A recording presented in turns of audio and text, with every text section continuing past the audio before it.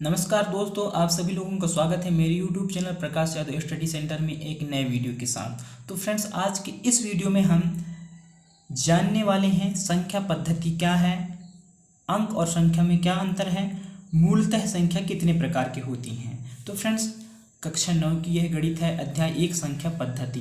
तो फ्रेंड्स, सबसे पहले हम जानते हैं संख्या पद्धति के बारे में। तो संख्या पद्धति को इस तरह से परिभाषित किया जा सकता है, वह पद्धति जिसमें विभिन्न संख्याओं तथा उनके गुणों का अध्ययन किया जाता है संख्या पद्धति कहलाती है।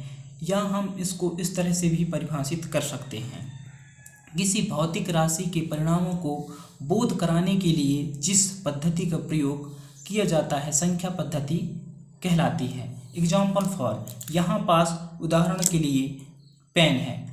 अब हम पेनों की संख्या को बोध कराने के लिए किसका प्रयोग करेंगे? संख्या पद्धति का प्रयोग करेंगे। तो 1, 2 इस तरह से हमारे पास कितने पेन हैं? 2 पेन हैं। तो हमने किसके प्रयोग से जाना? संख्या पद्धति के प्रयोग से जाना। तो इस तरह से संख्या पद्धति हमारे दैनिक जीवन में बहुत ही महत्वपूर्ण है। अब हम जानते हैं संख्या पद्धति के प्रकारों के बारे में और अंक और संख्या में क्या अंतर है। उम्मीद कर रहा हूं कि आप संख्या पद्धति को समझ गए होंगे। अब अंकों के बारे में हम जानते हैं। अंक क्या है? गणित में 0 से लेकर 9 तक के जो संकेतों हैं या संकेतों को हम अंक कहते हैं। 0 से लेकर 9 तक के संकेतों को हम अंक कहते हैं। अंकों की संख्या 10 होती है। जैसे कहाँ से? 0 से लेकर 9 तक क्या है? ये अंक हैं। 0, 1, 2, 3, 4, 5, 6, 7, 8, 9 ये सब क्या कहलाते हैं? अंक कहलाते हैं। अब हम जानते हैं संख्या के बारे में। तो संख्या 2 या 2 से अधिक अंकों को मिलाने पर संख्या का निर्माण होता है। इनकी संख्या अनंत होती है। अंकों की संख्या 10 होती है और संख्याओं की संख्या अनंत होती है। तो अब इसमें क्या अंतर है कि अंक और संख्या में क्या अंतर है? जो 0 से लेकर 9 तक होती हैं वो अंक कहलाती हैं, और संख्या क्या होती हैं? जो 2 या 2 से अधिक संख्याओं से मिलकर बनती हैं वो संख्याएं कहलाती हैं। जैसे 23, 123, 241। तो संख्याएं कहाँ से स्टार्ट हो जाती हैं? 10 से स्टार्ट हो जाती हैं। संख्या कहाँ से स्टार्ट होंगी? 10 से, क्योंकि वहाँ से वह 2 अंकों वाली संख्या बन जाती हैं। और अंक कहाँ से स्टार्ट होती हैं? कहाँ से लेकर? 0 से लेकर 9 तक ये अंक कहलाती हैं। तो इस तरह से संख्या और अंक में अंतर है। अब हम जानते हैं मूलतः संख्या कितने प्रकार के होते हैं। तो मूलतः संख्या 12 प्रकार की होती हैं। संख्याओं के प्रकार, तो हमने यहाँ पे फर्स्ट में रखा है प्राकृतिक संख्या। तो प्राकृतिक संख्या यानी गिनती को ही हम प्राकृतिक संख्या कहते हैं। जैसे 1, 2, 3, 4, 5 अनंत तक, यह कहाँ तक होती है? अनंत तक, हम जहाँ तक गिन सकें, यानी गिनती ही क्या है? प्राकृतिक संख्या है। यहाँ पास शॉर्ट में दिया गया है। अगर आप प्राकृतिक संख्याओं के बारे में, जितनी भी ये 12 संख्याओं के बारे में आप पढ़ना चाहते हैं तो आप मेरे चैनल पे जाके पढ़ सकते हो और डीपली समझ सकते हो। अब हम जानते हैं किसके बारे में? दूसरा जो हमारा संख्या है, मूलतः संख्याओं के प्रकारों में दूसरा जो हमारा संख्या क्या है? सम संख्या। तो सम संख्या वह संख्या जो 2 से पूर्णतः विभाजित हो जाए, वह क्या कहलाती है? सम संख्या कहलाती हैं। जैसे 2 से 2 पूर्णतः विभाजित हो जाएगी। 4, 6, 8, 10 इस तरह की संख्याएं क्या कहलाती हैं? सम संख्या कहलाती हैं, जो 2 से पूर्णतः विभाजित हो जाती हैं। अब तीसरे नंबर पे हमने रखा है विषम संख्या। तो विषम संख्या वह संख्या जो 2 से पूर्णतः विभाजित नहीं होती हैं, दशमलव लगाकर विभाजित होती हैं। जैसे 1 2 से पूर्णतः विभाजित नहीं होती है, 3, 5, 7, 9 इस तरह की और आदि संख्याएं भी क्या हैं? विषम संख्याएं हैं, जो 2 से पूर्णतः विभाजित नहीं होती हैं। अब हमने चौथा नंबर पे रखा है पूर्णांक संख्या। तो पूर्णांक संख्या ऋणात्मक और धनात्मक दोनों मिलके बनते हैं, ये क्या कहलाती हैं? पूर्णांक संख्या कहलाती हैं। जैसे कि संख्या रेखा पर 0 से इस साइड माइनस वाला यानी कि ऋणात्मक संख्या और 0 से इस साइड धनात्मक संख्या, तो इस तरह की संख्याओं को क्या कहते हैं? हम पूर्णांक संख्या कहते हैं। अगर आप पूर्णांक संख्याओं के बारे में जानना चाहते हैं तो इसके बारे में वीडियो बना दिया हूँ पहले से ही, आप मेरे चैनल में जाके देख सकते हैं। और हम 5वें नंबर पे रखे हैं पूर्ण संख्या। तो पूर्ण संख्या जिसे हम शून्य से स्टार्ट करें, 0 1 2 3 4 5 और अनंत तक जाएं, यह कौन सी संख्या कहलाएगी? पूर्ण संख्या। और हमने 6वें नंबर पे रखा है भाज्य संख्या। तो भाज्य संख्या वह संख्या जो स्वयं से भी विभाजित हो और अन्य दूसरी संख्याओं से भी विभाजित हो। तो जैसे कि यहाँ पे 4 स्वयं से विभाजित होती है और अन्य संख्याओं से, जैसे किससे होगी ये? 4 स्वयं से हो जाएगी, 2 से भी हो जाएगी, तो अन्य संख्या क्या कहला गई? 2 कहला गई।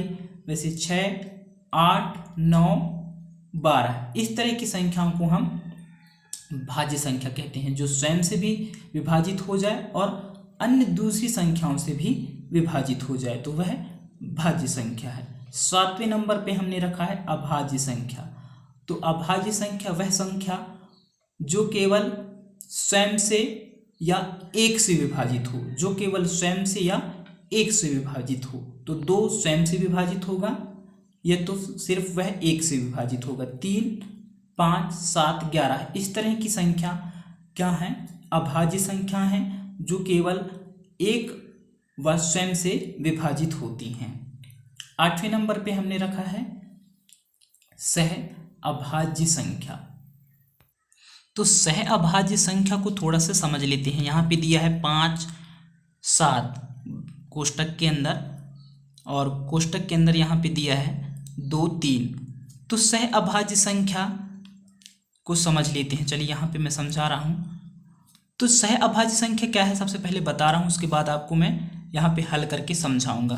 तो सह अभाज्य संख्या वह संख्या, दो संख्याओं का ऐसा जोड़ा जिसका गुणनखंड एक के अलावा कोई अन्य गुणनखंड क्या ना हो, उभयनिष्ठ ना हो, सह अभाज्य संख्या कहलाते हैं। जैसे कि दो संख्याओं का जोड़ा हम ले लिए 5 और 7, तो अब इन दोनों का जो गुणनखंड निकालेंगे वह गुणनखंड सिर्फ एक क्या होगा, उभयनिष्ठ गुणनखंड होगा।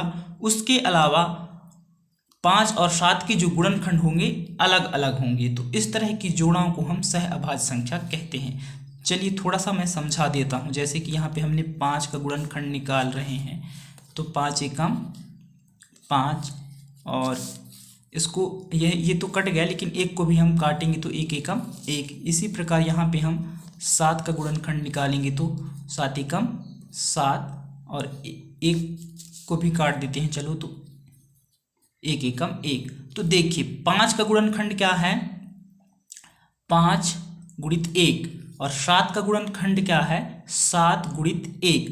तो देखिए यहाँ पे फ्रेंड्स, जो इनका उभयनिष्ठ गुणनखंड सिर्फ क्या है, एक ही क्या है, उभयनिष्ठ गुणनखंड है। बाकी 5 का गुणनखंड क्या है, अलग है, और ये 7 का गुणनखंड भी अलग है।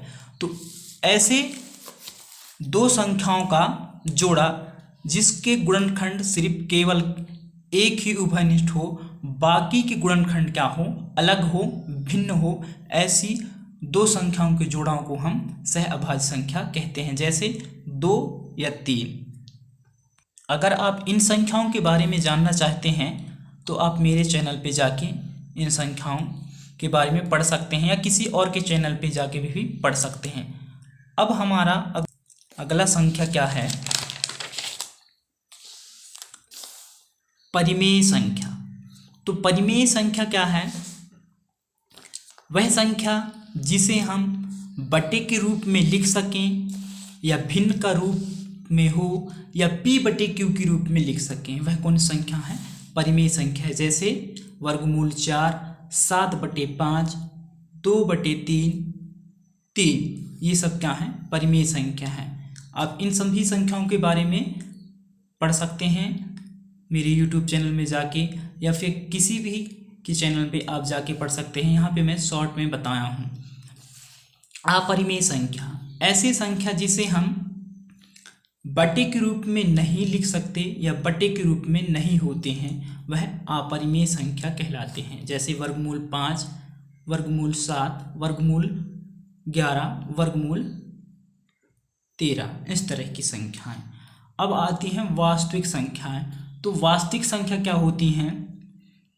परिमेय संख्या और अपरिमेय संख्या से मिलकर बनी संख्या को हम वास्तविक संख्या कहते हैं। जैसे कि वर्गमूल 4, वर्गमूल 11, 4/7, ये सब क्या हैं? वास्तविक संख्या है। परिमेय संख्या और अपरिमेय संख्या से मिलकर बनी संख्या वास्तविक संख्या है। अब 12वें नंबर पे है अवास्तविक संख्या। तो अवास्तविक संख्या क्या है? वर्ग के अंदर ऋणात्मक संख्या हो या वर्गमूल के अंदर ऋणात्मक संख्या हो, उसे हम वास्तविक संख्या कहते हैं। जैसे कि वर्गमूल -6, वर्गमूल -5, वर्गमूल 29। तो इस तरह से फ्रेंड्स मूलतः संख्या कितने प्रकार के होते हैं? 12 प्रकार के होते हैं। उम्मीद करता हूँ फ्रेंड्स कि आपको यह जानकारी पसंद आई होगी। अगर आप चैनल पे नए हो तो प्लीज़ चैनल को सब्सक्राइब कर लीजिए और वीडियो को लाइक कर लीजिए। Thank you so much.